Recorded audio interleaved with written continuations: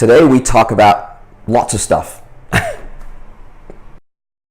This show is for everyone working at the coalface. Digital, business, marketing, social. This is At the Coalface with your host, Jason Greenwood.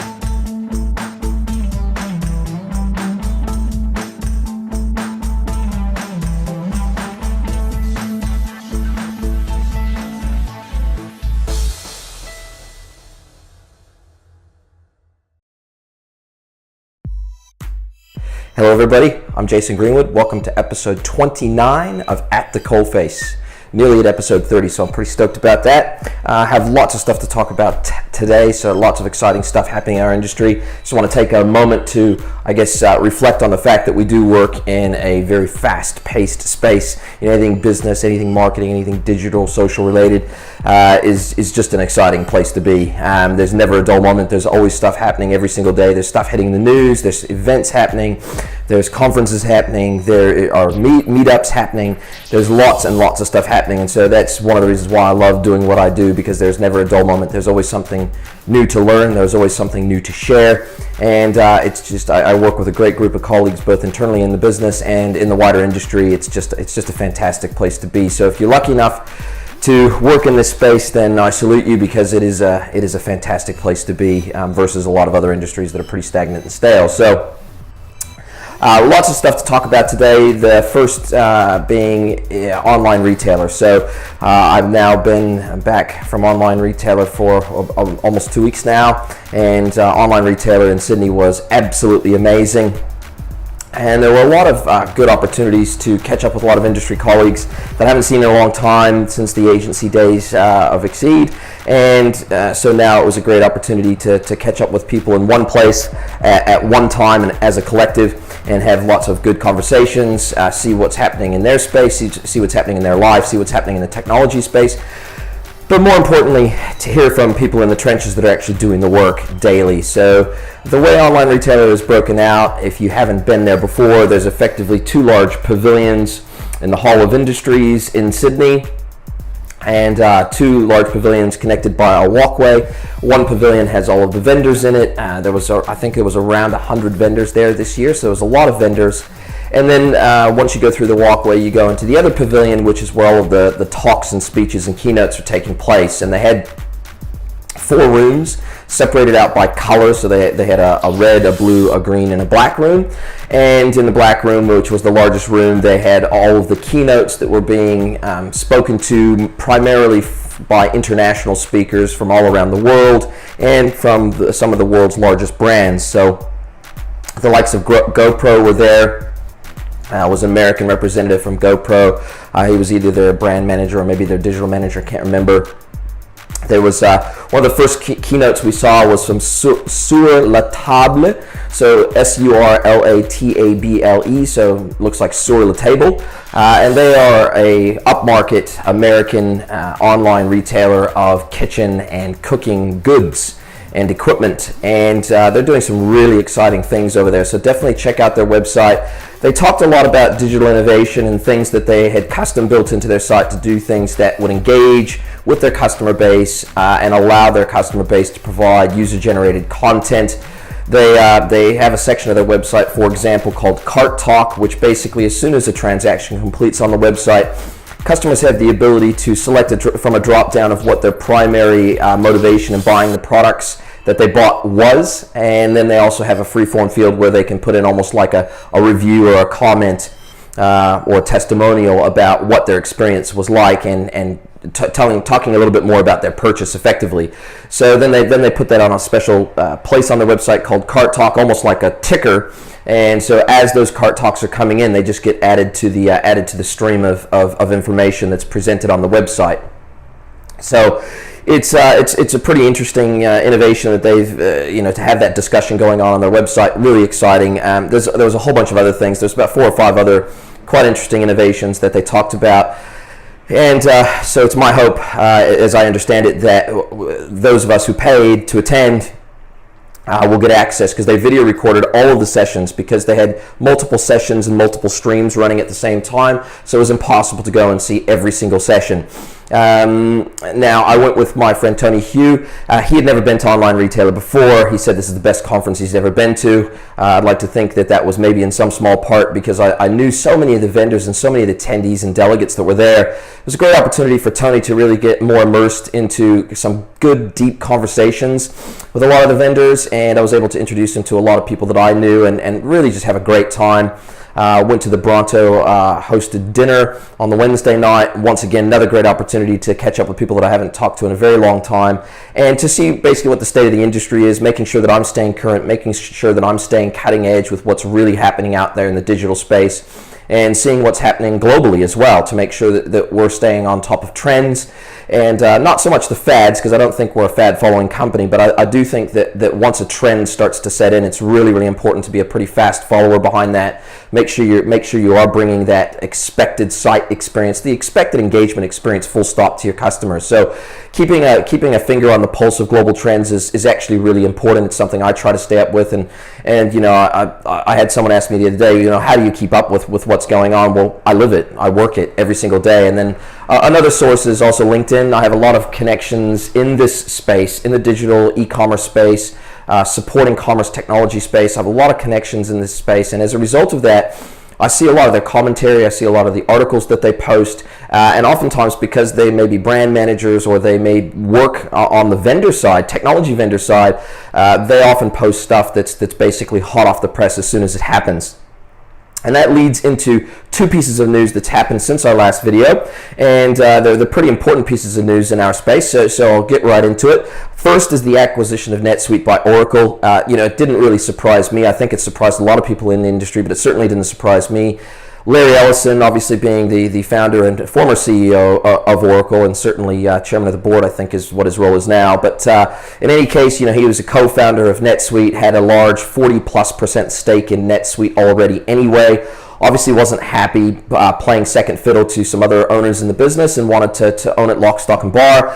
And also, Oracle had a very, very big vested interest in picking up NetSuite, and they paid a pretty hefty premium for it. It was a significant premium over their closing share price before they made the purchase or announced the purchase, and it was over $9 billion with a B. Yes, you heard that right, $9 billion that they paid for NetSuite. So certainly, there's a lot of pundits in the industry that said, look, they've overpaid, but at the end of the day, when you're trying to expand your cloud revenues as aggressively as Oracle is, it pretty much comes down to mergers and acquisitions. There is really no other way to acquire large chunks of cloud revenue, circa $1 billion a year in cloud revenue they're going to acquire through the NetSuite deal. Oracle is out there talking the talk around cloud, but in terms of walking the walk, it's been hard for them because they've historically been an on-premise company along the lines of SAP and some of the other major ERP stack players that are self-hosted. So they really have had no choice. They had a large cache, and so they had the money to spend, and they went ahead and spent it. And it will add to their credibility as a major cloud force to be reckoned with in the ERP, CRM, and other business application space.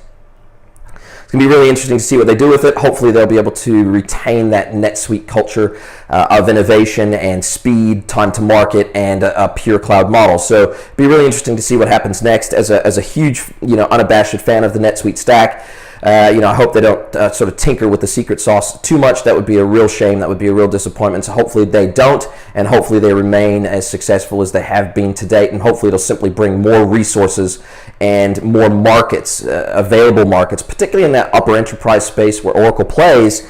I see some potential cannibalization there by NetSuite of that high-end Oracle space.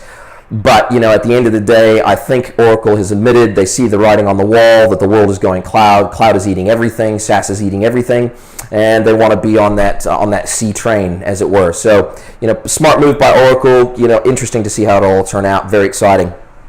Other piece of very exciting news is Instagram stories a la Snapchat. So they certainly have introduced, just announced very late yesterday actually, that they're going to be introducing stories, which looks like it'll be a very similar functionality to Snapchat stories, where there'll be a running series of clips effectively that will be turned into a daily 24-hour running story timeline across the top of an account page.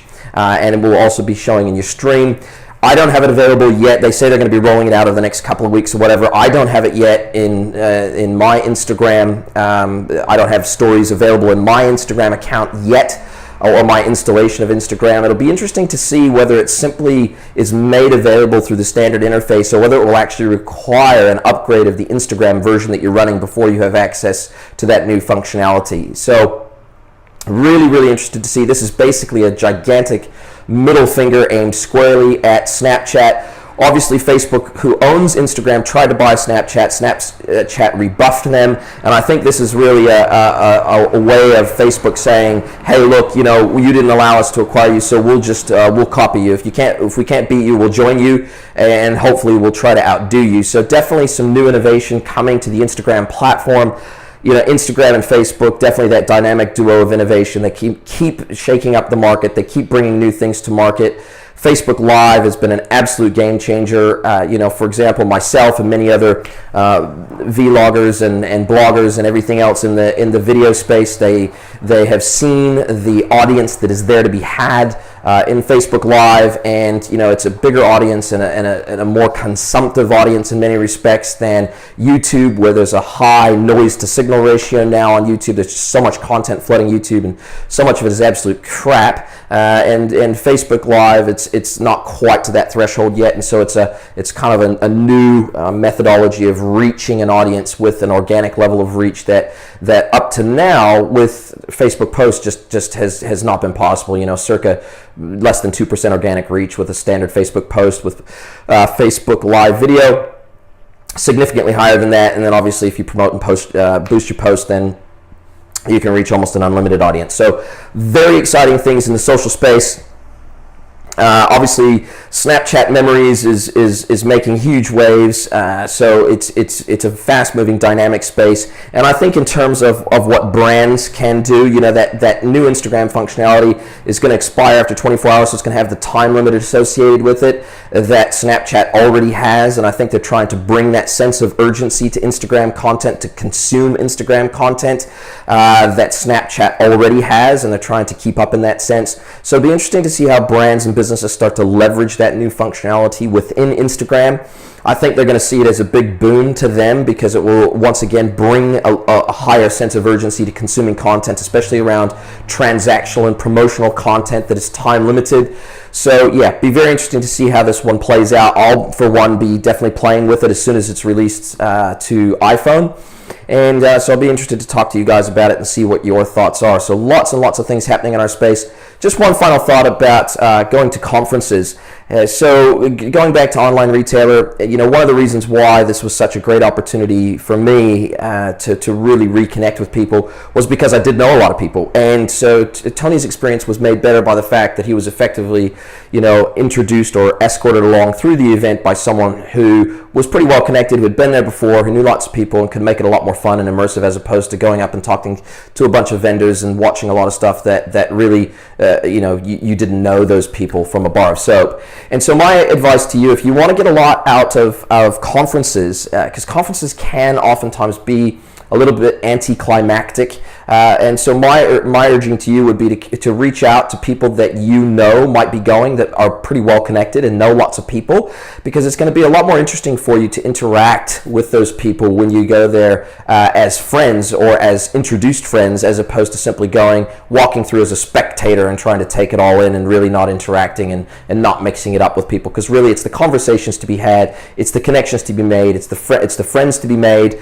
that can turn into lifelong vendors, partners, friends, business partners. You never know when you're going to have an opportunity to interact with these people again in future. And so trying to form meaningful relationships out of conferences, to me, is where the value lies. And it was really interesting that the two tracks that I went to that probably stand out the most to me, one was Justin Dry from Vinomofo, telling the Vinomofo story from Australia. Very, very exciting company. I already knew their story because they're pretty well known down in this part of the world, but to hear it from one of the co-founders' lips was amazing. Justin's a great speaker. Seems like a really great guy as well. And to hear how they penetrate new markets and test new markets was pretty interesting. They basically drop a container of goods into a new market, a container of wine. They effectively have a flash sale on their primary website, letting people know in that country, and they pump it out all through social that they're doing a special wine sale in that particular region of the world, in that particular country usually.